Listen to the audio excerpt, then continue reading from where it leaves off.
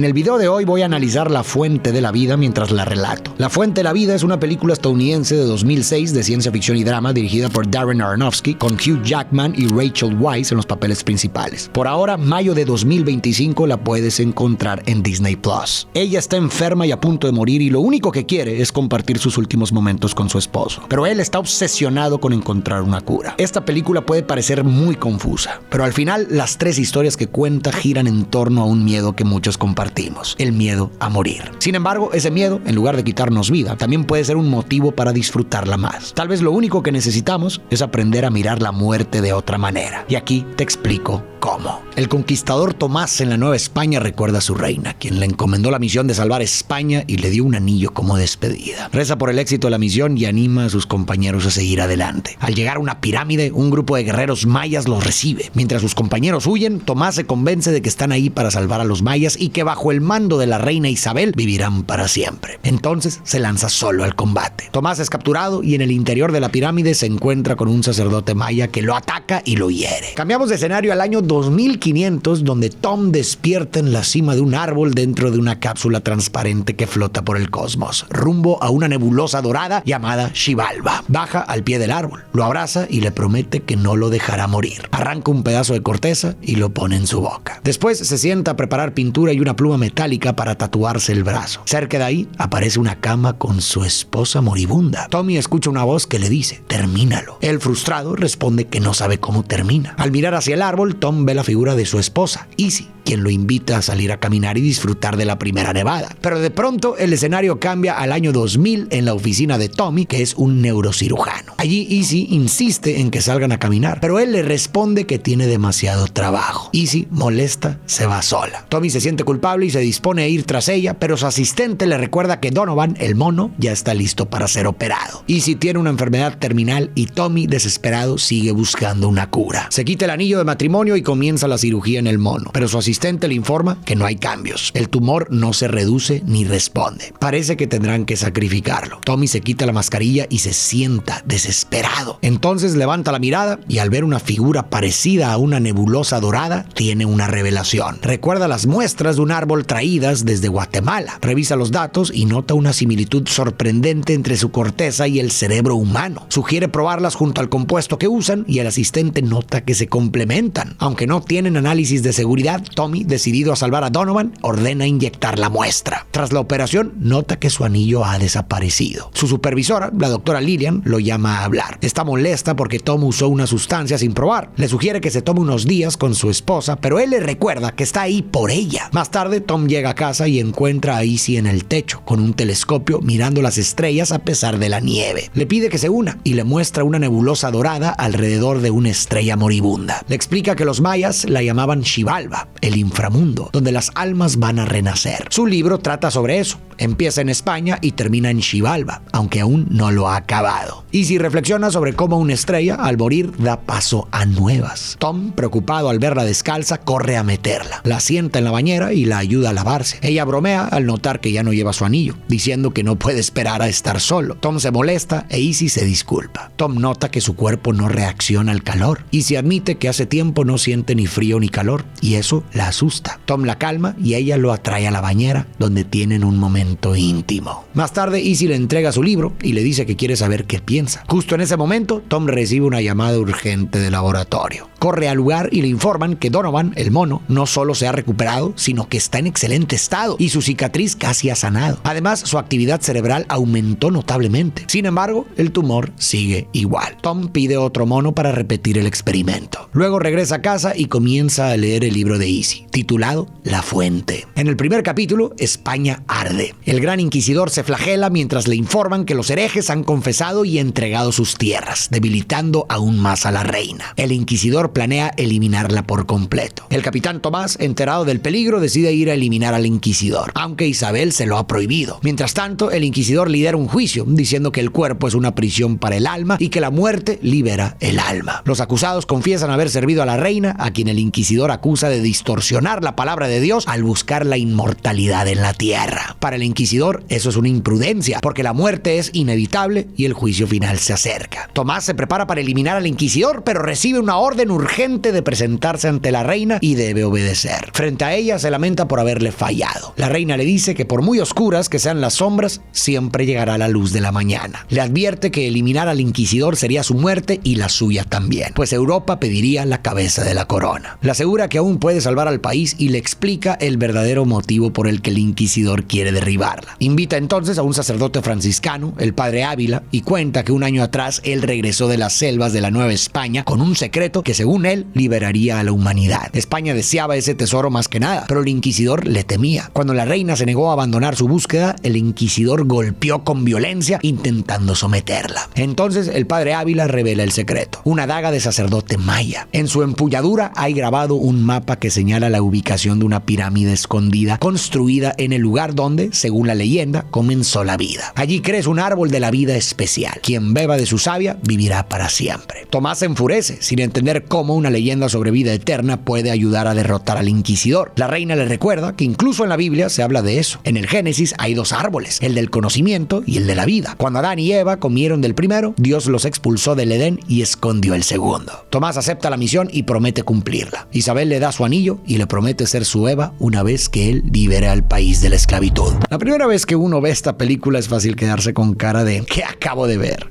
Como podemos notar, la historia se divide en 3 líneas narrativas separadas en el tiempo, pero que se entrelazan entre sí. Lo que sucede en una línea parece afectar o reflejar lo que ocurre en las otras. Por ejemplo, vimos que hubo un momento en que la figura de la nebulosa dorada inspiró al Tommy Doctor a descubrir una posible fórmula para la inmortalidad. Todo esto, lo sé, puede resultar confuso porque nunca queda del todo claro qué es real y qué es fantasía. Estamos viendo recuerdos, alucinaciones, metáforas visuales o todo eso al mismo tiempo. Esa ambigüedad naturalmente abre la puerta a muchas interpretaciones. Una de las más comunes es pensar que el Tommy Doctor es el real, el del presente, y que el Tommy cósmico, el que viaja por el espacio en una burbuja, es una especie de reflejo de su inconsciente, mientras intenta lidiar con la muerte de su esposa. Pero en realidad, dar con la interpretación correcta no es el objetivo de la película. El mismo director Darren Aronofsky dijo que dejó muchas cosas sin explicar a propósito para que cada espectador sacara sus propias conclusiones. De hecho, comparó la película con un cubo Rubik. Se puede resolver de distintas formas, pero al final el mensaje al que llegamos es el mismo. No importa si vemos al Tommy del futuro como un viajero cósmico literal o como una representación simbólica de su duelo. Lo importante no es qué versión es la verdadera, sino qué emoción las atraviesa a todas. Y para mí, esa emoción es el miedo y la negación frente a la muerte. El Tommy de la novela busca el árbol de la vida con la esperanza de encontrar la inmortalidad y así salvar a la Nueva España de la Inquisición. Su deseo es poder vivir para siempre junto a la reina. El Tommy del presente trabaja contra reloj para encontrar la cura del tumor cerebral de su esposa. Y el Tommy cósmico viaja por el espacio acompañado de un árbol que representa a Izzy, intentando llegar a una estrella moribunda antes de que el árbol muera, con la esperanza de que su esposa pueda renacer ahí. Al final es la misma historia repetida en distintas formas. Un hombre que intenta con todas sus fuerzas evitar lo inevitable. Así que más allá de cómo interpretemos cada parte de la trama, creo que lo más importante es el núcleo emocional de la película. Y ese núcleo es, como dije, la angustia profundamente humana de querer aferrarnos, de resistirnos a aceptar que la muerte también forma parte de la vida. Y ese es el tema que iré discutiendo a lo largo del análisis. Tom vuelve a la realidad y se da cuenta de que Izzy no está. La encuentra en un museo, fascinada con un libro maya sobre el mito de la creación. Le muestra una imagen del primer hombre, quien se sacrificó para dar origen al mundo. De su estómago nació el árbol de la vida. Su cuerpo alimentó las raíces que formaron la tierra, su alma subió y se volvió rama. Y su cabeza quedó colgando en el cielo, creando Xibalba. Izzy le pregunta qué piensa sobre eso.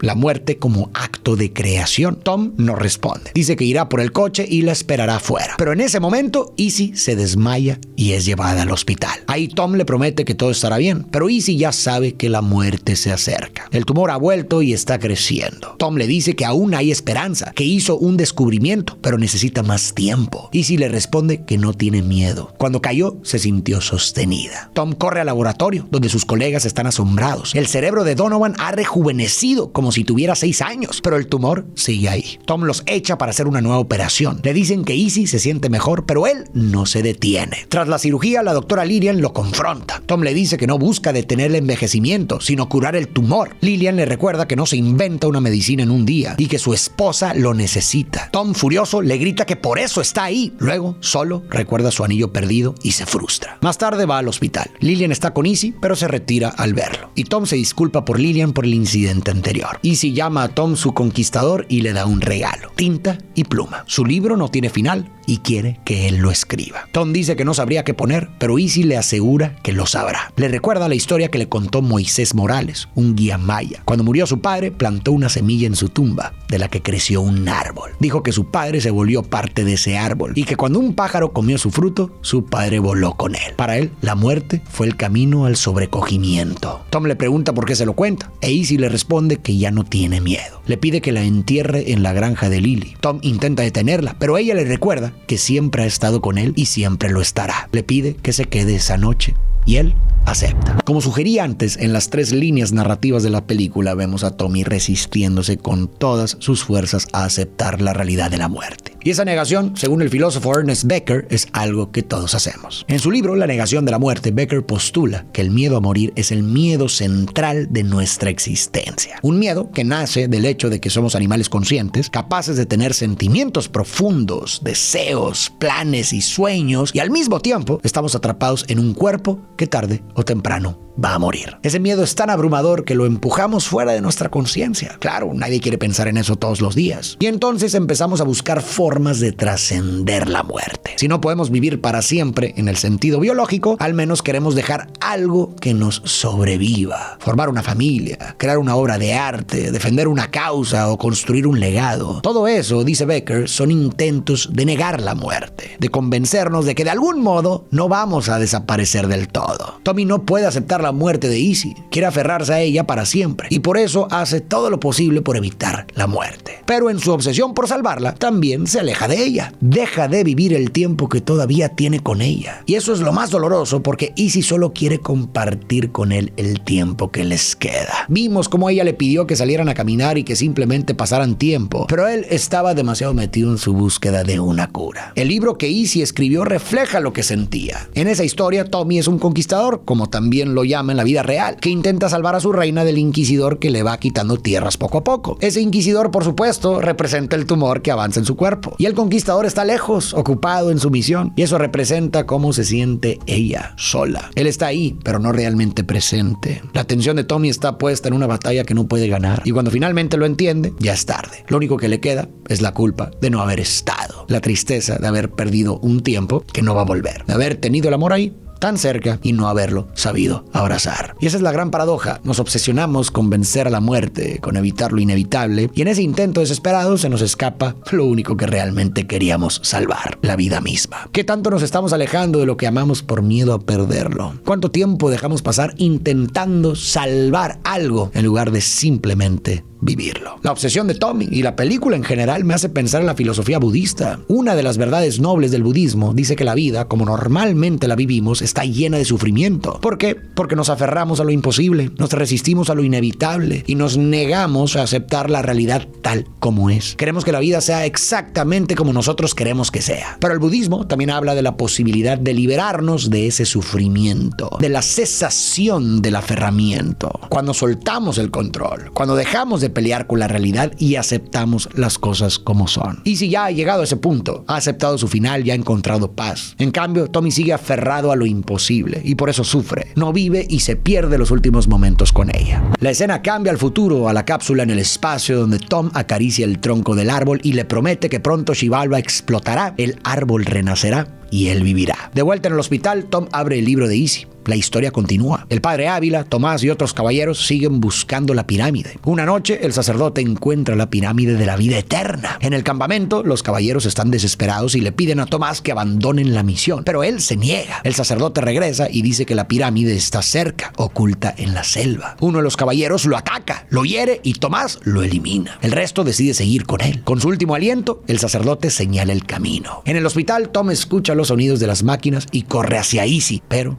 ya ha muerto. grita mientras los doctores intentan reanimarla sin éxito. Lillian llega emocionada para contarle que el tumor de Donovan está disminuyendo, pero al ver la escena se entera de la muerte de Izzy. Tom, desesperado, intenta revivir a su esposa, pero ya no hay nada que hacer. En el escenario cósmico, Tom ve morir al árbol y grita con desesperación. Más tarde, en el funeral, Lillian dice que Izzy fue una de las pocas personas que encontraron paz antes de morir. Tom se aleja molesto. Lillian lo sigue y él le dice que la muerte es una enfermedad que se puede curar y él la va a curar. Regresa al libro y relee la parte donde el sacerdote maya ataca al conquistador. La historia se corta abruptamente. Tom golpea la mesa, derrama tinta y al ver las manchas recuerda su anillo. Toma una pluma y se tatúa un anillo en el dedo, en memoria de Izzy. En el escenario cósmico, Tom mira los anillos tatuados en su brazo, que le recuerdan a la mujer que fue todo para él. En el presente, Tom regresa al laboratorio y da instrucciones a su equipo. Lo que pasó con Donovan es solo el comienzo. Su objetivo es detener el envejecimiento, porque sin envejecimiento no hay muerte. Todos se ponen a trabajar. En el cosmos, Tom ve que han llegado a la estrella dorada de Xibalba. Mientras la cápsula asciende, él permanece junto al árbol, susurrando que casi lo logran y pidiendo perdón. Entonces aparece Izzy y le dice, termínalo. Tom, angustiado, le pide que lo deje en paz. Tiene miedo. Al levantar la mirada, ve a la reina Isabel, que le recuerda su promesa de liberar a España. Él responde que lo intenta, pero no sabe cómo. Ella, transformándose de nuevo en Izzy, le dice que sí lo sabe. Es ahí cuando Tom entiende que su verdadera esclavitud es el miedo a la muerte. Y al igual que su esposa, finalmente logra liberarse. Izzy le dice que ahora vivirán juntos para siempre. Tom regresa al árbol, lo abraza y le susurra que vivirán eternamente. Una vez más, Izzy le pide que lo termine. Esta vez, Tom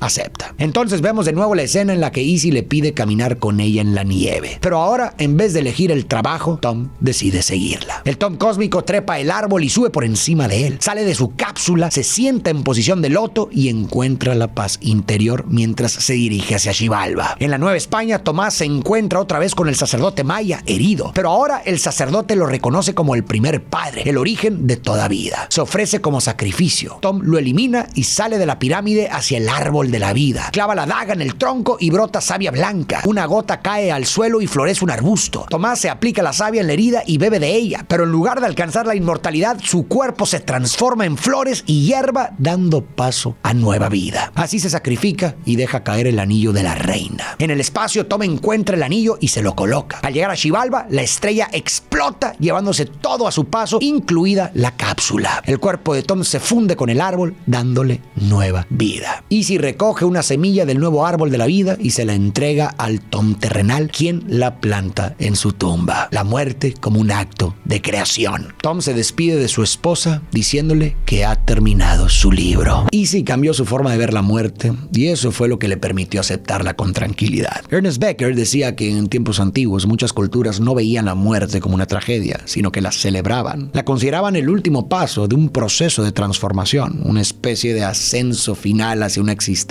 más elevada. Pero hoy, sobre todo en el mundo occidental, ya no creemos tanto en esas cosas. Nos cuesta ver la muerte como parte de un todo. La pensamos como un final absoluto. Y esa desconexión simbólica con la muerte hace que el miedo a morir esté muy presente en nuestras vidas. Alan Watts hablaba justamente de esto. Decía que en Occidente tenemos muy arraigada la idea de que somos algo separado del mundo. Creemos que llegamos al mundo, como si antes estuviéramos en otro lugar. Y esa ilusión de estar separados nos genera mucha angustia porque sentimos que cuando morimos desaparecemos por completo. Pero Watts proponía otra visión. No venimos al mundo, venimos del mundo. No somos algo separado, sino parte de él. Así como una ola no es algo distinto del océano, sino el océano mismo tomando esa forma por un momento, nosotros somos el universo expresándose a través de esta forma particular. Y cuando la ola cae, ¿el océano desaparece? No, solo cambia de forma. Desde esa mirada, que también parece ser la que propone la película, la muerte no es un final, sino un regreso. Volvemos, como dice el título de la película, a la fuente, al todo. Y eso es justo lo que Izzy parece haber entendido. Tommy pasó casi toda la historia resistiéndose, pero al final logró mirar de frente lo que más temía y finalmente encontró paz. De hecho, una forma muy bonita y simbólica de entender cada línea narrativa es verlas como distintas formas de aceptar la muerte. Una aceptación física, mental y espiritual. El Tommy conquistador representaría la aceptación física. Cuando bebió la savia del árbol de la vida, su cuerpo se desintegró y se unió a la tierra. Aceptar la muerte a nivel físico sería reconocer que habitamos un cuerpo cuerpo que se desgasta y que algún día dejará de funcionar. Pero no para vivir con miedo, sino para aprender a cuidar más este cuerpo, a habitarlo con gratitud y amor. El Tommy Doctor, que intentaba vencer a la muerte a través del conocimiento, también terminó soltando. Él representaría una aceptación mental, la cual implicaría dejar de lado la necesidad de tener todas las respuestas y querer controlarlo todo. Sería aceptar que la muerte no es un problema a resolver, sino parte inevitable de la vida, y que más que pelear contra ella,